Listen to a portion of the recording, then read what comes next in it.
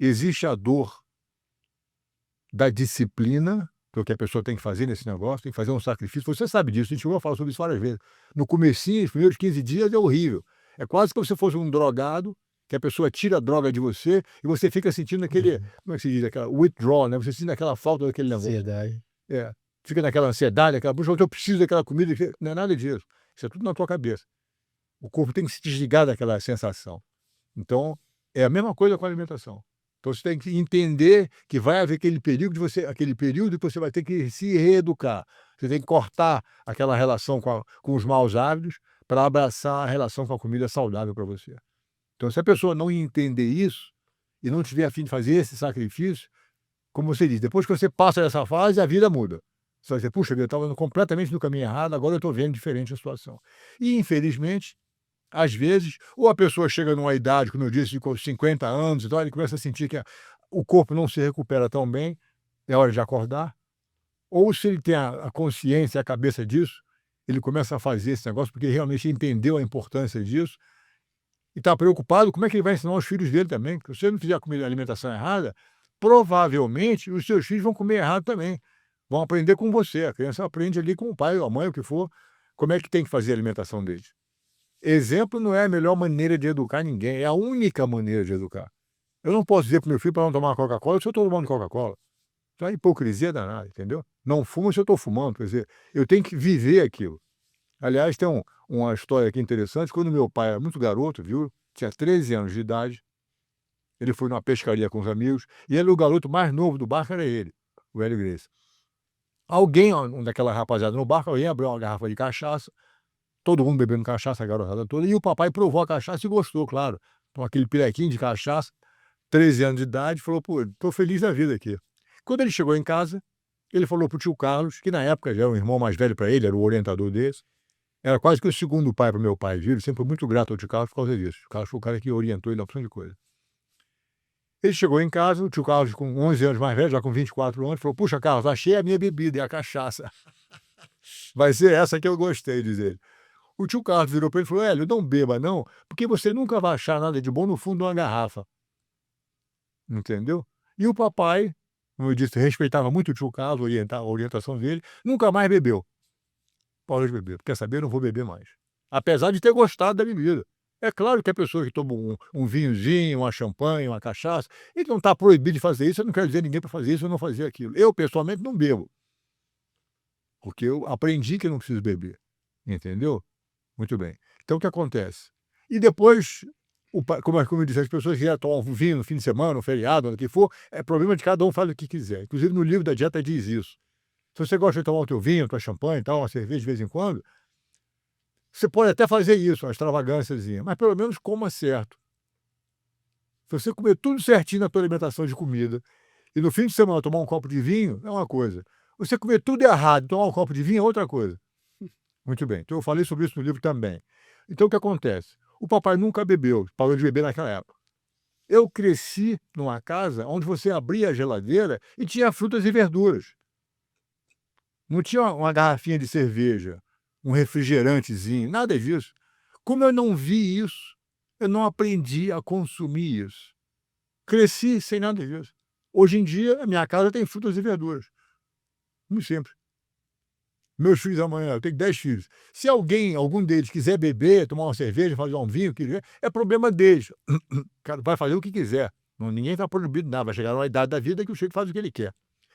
Mas o que ele não teve foi o exemplo, meu exemplo, dizendo que eles podem beber.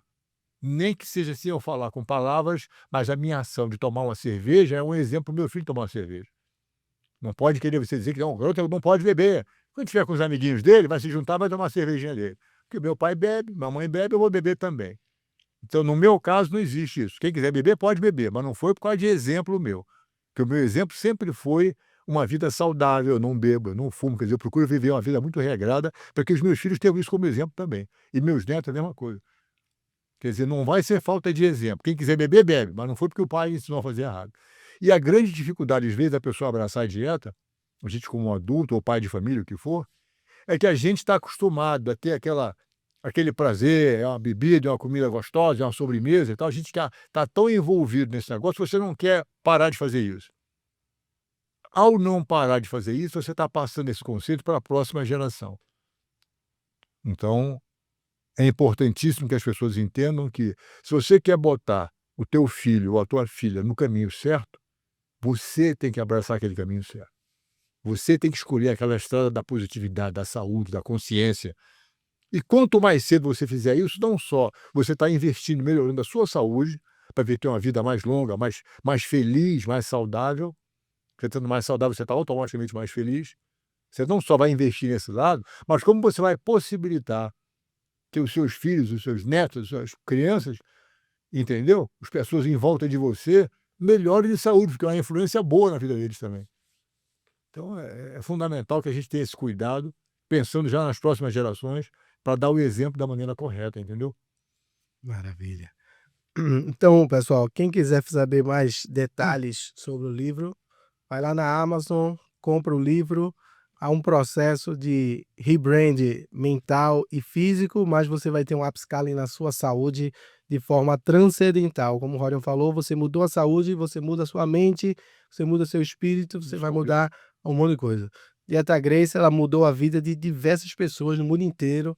Tem aí relatos, artistas, pessoas comuns, muita gente, inclusive a minha. Então faça a sua experiência também e dê esse seu primeiro passo. A gente está aqui enchendo de perguntas, a gente vai fazer as perguntas de todo mundo aqui. Eu vou fazer logo a pergunta aqui que está relacionada à dieta, né? Para quando a gente vai mudar o tema aqui, que vocês estão ansiosos também para falar do jiu-jitsu, a gente já passou por essas perguntas da dieta. Então eu vou fazer aqui as perguntas aqui. A primeira aqui, as perguntas de jiu-jitsu, pessoal, eu vou fazer depois que Rorion, a gente vai puxar aqui o assunto do jiu-jitsu, né? Então eu vou falar aqui a pergunta de Heron Soares sobre a dieta, né? Sobre o jejum intermitente, é uma prática interessante? Como ele pode impactar o corpo e mentalidade? Valeu, Heron. Tamo junto. Uma boa pergunta. O que acontece é o seguinte: o tio Carlos, viu, já há muitos anos, prega o conceito do jejum. Hoje em dia virou moda, né, o jejum intermitente. Entendeu? Durante uma época, a ideia era comer de 3 em 3 horas. Tem que comer de 3 em 3 horas para que você não tenha um pico de glicerina no teu organismo. Uhum. Já esse conceito médico, tem que comer de 3 em 3 horas. De acordo com a dieta Grace, você tem que ficar no mínimo 4 horas e meia, 5 horas entre as refeições. Você tem que manter esse espaço. Café da manhã, 8 horas da manhã, almoço 1 hora da tarde e o jantar 6 horas da noite. O ideal seria você manter um espaço no mínimo de 4 horas e meia a 5 horas entre as refeições, que já é quase que um jejumzinho também, para quem está acostumado a comer de 3 em 3 horas. Muito bem. Quando você janta às 6, 7 horas da noite, ou 8 horas, se você não comer nada a noite inteira e tomar o café da manhã no dia seguinte, às 8 horas da manhã, são 12 horas sem comer. Tá ótimo. É o que eu faço, 3 refeições por dia. Que, aliás, quando eu falei que a gente não deve misturar cereais, que é um dos conceitos da dieta Grace, o segundo conceito é você manter o espaço entre as refeições por no mínimo 4 horas e meia. E o terceiro conceito é não misturar coisa gordurosa, como eu disse, comida de panela, que é feita com óleo, com manteiga, com qualquer tipo de gordura, com açúcar. Açúcar de espécie alguma, não tem sobremesa, não tem uma frutinha, entendeu? Então, a fruta não é bom para a saúde? É muito bom para a saúde, mas não misturado com uma coisa gordurosa. Quando você acabar de comer, tomar um soufflé de frango, entendeu? Com as suas verduras e o arroz, você não deve comer uma fruta. Um copo de suco de laranja não vai bem com essa combinação. Porque a combinação da laranja, que é uma fruta, ou a laranja lima ou a laranja azeda, são frutas que não devem ser comidas com gordura, com comida de panela. Como refeição de fruta doce, ok. Mas não com a comida de panela, como sobremesa, um sorvetinho, nada disso. Muito bem. Voltando à pergunta do Heron aqui sobre o negócio do jejum intermitente. A ideia do jejum é importantíssima, é muito saudável você manter um espaço de refeições, porque ajuda você completamente a digerir uma refeição. Essa aqui é a ideia. Se você fizer uma refeição meio-dia, você almoça uma carne, um arroz, umas verduras, entendeu? E toma um copo d'água. Tá tudo certo. Aí, se você, daqui a 1 hora depois, comer uma banana, ou 2 horas depois comer uma banana, um lanchezinho de uma banana, ou tomar uma proteínazinha, ou comer um suco de fruta, um biscoitinho, como a alimentação que você comeu ao meio-dia ainda está sofrendo o processo digestivo, quando você bota uma outra comida no estômago, aquela altura do campeonato, isso vai impactar aquela reação do que estava acontecendo antes. Apesar da refeição de soufflé de frango com um arroz e a verdura está sendo digerido da maneira correta, quando você joga uma banana 1h30 depois ou 2 horas depois, aquela banana vai causar uma reação química dentro do organismo que traz a tal acidez que a gente está falando. Então tem que dar um espaço entre as refeições para que você possa completamente fazer a digestão completa de uma refeição antes de você botar outra coisa no organismo, para que você possa manter esse espaço entre